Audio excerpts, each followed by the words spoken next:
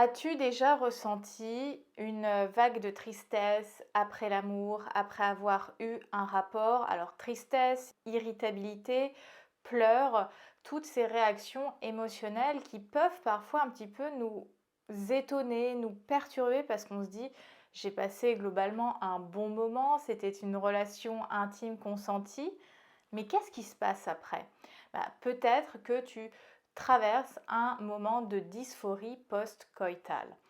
La dysphorie post-coïtale s'explique par un état de tristesse, de mélancolie, d'irritabilité après avoir eu un rapport. C'est un switch d'émotions assez rapide alors qu'avant, quelques secondes ou minutes auparavant, on était bien, on était détendu, on passait un bon moment. Il faut savoir que cet état de dysphorie post-coïtale est arrivé au moins à 33% des femmes au cours de leur vie, donc c'est pas quelque chose de si rare, c'est vraiment un état psycho-émotionnel que de nombreuses femmes peuvent traverser. Alors certains hommes peuvent aussi avoir un moment de flottement après un rapport au niveau émotionnel, mais c'est vrai que les témoignages dont on entend le plus parler viennent d'un public féminin. Est-ce que la dysphorie postcoïtale se manifeste seulement quand il y a un orgasme? Non, c'est une réaction psycho-émotionnelle qu'on peut observer même quand il n'y a pas eu d'orgasme. Finalement, quelles sont les causes de la dysphorie postcoïtale? Comment on explique le fait que à un moment, on est super bien, on est détendu, on a passé un bon moment, on est heureuse, on est peut-être même in love de son partenaire, et d'un coup d'un seul, on en devient triste, à pleurer, mélancolique, irritable, en colère, agressive. Il y a plusieurs hypothèses qui naviguent actuellement sur la scène de la psychothérapie, de la sexologie. Une des explications, c'est que si on prend ne serait-ce que la racine du mot orgasme, orgasme ça veut dire bouillonnement, c'est-à-dire qu'il y a des choses qui bouillonnent à l'intérieur de nous. Alors, comme je disais, la dysphorie postcoïtale, elle n'est pas nécessairement associée à un orgasme. Mais en tout cas, quand on ressent du plaisir, il y a énormément de sensations, d'émotions, on peut se sentir submergé, ça bouillonne. Et quand ça s'arrête, on peut ressentir comme un vide, on perd un peu ses repères, on a l'impression que l'autre s'éloigne de nous. Donc il peut y avoir une sensation vraiment de vide alors qu'on était dans un moment de fusion. Bref, émotionnellement, le fait de faire l'amour, c'est quelque chose de très intense qui nous met dans un état de vulnérabilité. On est à nu littéralement physiquement. Alors, globalement, des fois on peut faire l'amour un petit peu habillé, mais globalement on est à nu. Psycho-émotionnellement parlant, on invite quelqu'un très très près de nous, littéralement à l'intérieur de nous s'il y a du sexe pénétratif. On fait des têtes bizarres, donc on est vraiment dans un partage d'intimité extrême. Donc on s'expose et quand la session de sexy time se termine, on peut avoir un moment de réalisation de j'étais hyper vulnérable, ça rentre un petit peu en conflit avec notre identité, avec nos manières peut-être de fonctionner au quotidien, et comme ça rentre en conflit, il peut y avoir une sorte de dépression émotionnelle sur le moment qui se manifeste. C'est comme de l'air chaud, de l'air froid, et ça fait une dépression, il pleut. C'est un petit peu cette idée-là avec la dysphorie postcoïtale. Il y a une autre hypothèse qui est liée à l'amygdale, qui est une glande dans le cerveau qui génère notamment la peur, qui va réguler tout ce qui est de l'ordre de la menace, du danger, bref, c'est ce qui nous permet de survivre au quotidien.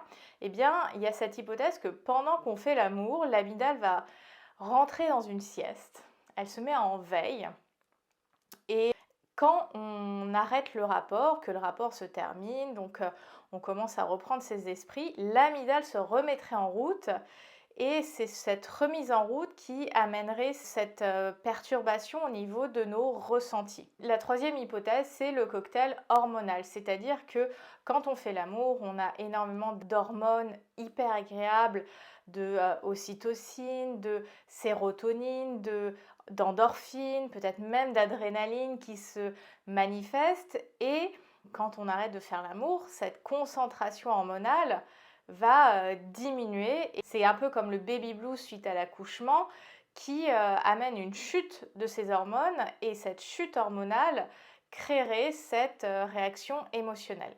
Après, du fait de ma pratique de plaisirologue, il y a aussi des moments où cet état de tristesse, de mélancolie, voire d'agressivité, donc de dysphorie postcoïtale, peut se manifester dans le cas où il y a eu un trauma ou une expérience passée qui a laissé vraiment une marque, une trace dans le vécu de la personne. Ça, c'est vraiment différent. On rentre dans un cadre bien spécifique lié au trauma sexuel et à ses répercussions. Des fois, on s'imagine que le fait d'avoir eu un trauma sexuel, ça coupe totalement la vie intime. Pas du tout. On peut avoir une vie intime totalement, entre guillemets, normale, même si on a eu un trauma sexuel.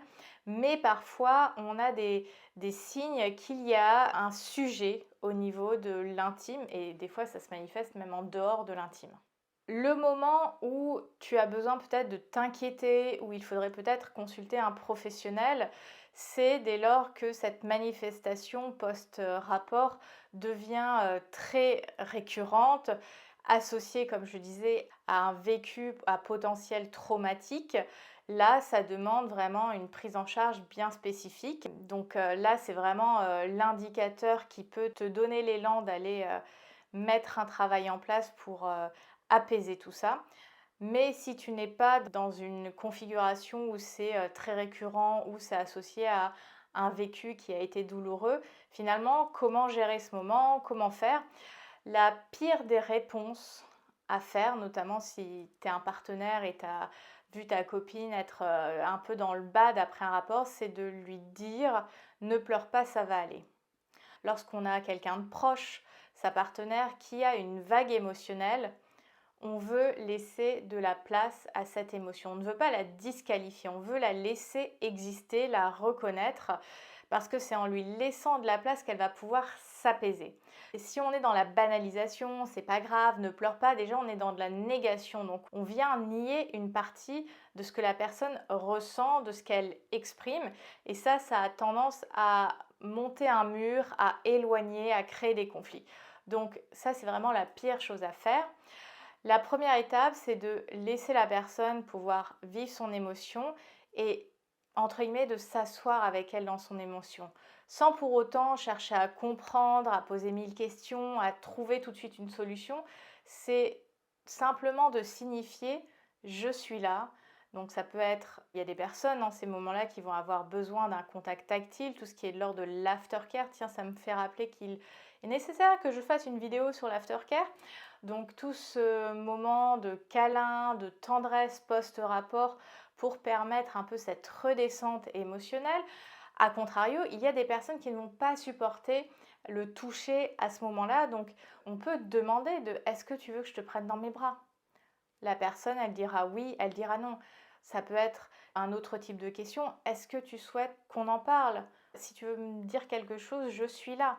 De vraiment faire acte de présence.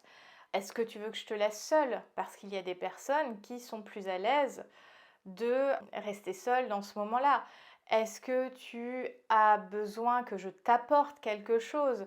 Parce que bah voilà, le fait d'avoir un peu une contenance, un verre d'eau, des fois un petit truc à grignoter, ça peut aider cette redescente. Alors le but, ce n'est pas de compenser nécessairement par une cigarette, de l'alcool ou de l'alimentation, mais parfois un petit peu d'alimentation émotionnelle. Dès lors que l'émotion elle est reconnue, on ne va pas basculer dans une ultra compensation alimentaire. On va peut-être ressentir un peu cette douceur si on veut quelque chose de sucré ou de salé. Et 2-3 bouchées, ça peut nous suffire pour apaiser et peut-être permettre ensuite de verbaliser. Donc la manière de finir un rapport, et je te renvoie à ma vidéo sur l'art de finir un rapport que je remettrai en description, c'est très important pour permettre de passer d'un moment à un autre. Tous ces espaces de transition permettent voilà, de naviguer entre les moments de vulnérabilité, d'intimité, d'excitation, etc. qui sont importants en fait parce que en tant qu'être humain, notre job c'est de nous accompagner dans ces variations émotionnelles, sensorielles, etc. Et quand on n'a peut-être pas trop l'habitude d'aller rencontrer ces espaces-là à l'intérieur de soi, on peut se retrouver submergé par des émotions et c'est quelque chose que j'ai vachement travaillé avec la plaisirologie, c'est justement apprendre et à connaître et à accueillir toute cette intimité, qu'elle soit sensorielle, sensuelle, émotionnelle, pour pouvoir nous accompagner et trouver les bonnes réponses qui nous font du bien dans ces moments-là. Si toi tu as eu aussi une expérience de dysphorie post-coïtale, n'hésite pas à la partager dans les commentaires. C'est toujours intéressant de pouvoir créer une communauté bienveillante et safe pour parler de tous ces sujets qui tournent autour de l'intime. Si cette vidéo t'a plu, n'hésite pas à t'abonner à la chaîne pour ne manquer aucune actualité. Et puis pour toi, si tu es une femme qui a envie de renouer avec le plaisir dans l'intimité, qui ne veut plus se forcer, qui veut retrouver ce côté naturel, ce côté léger, ce côté gourmand dans ta vie intime, je suis la personne qui va te permettre de focuser à nouveau sur la beauté et la créativité de ton corps pour renouer avec le plaisir dans la chambre à coucher et même en dehors.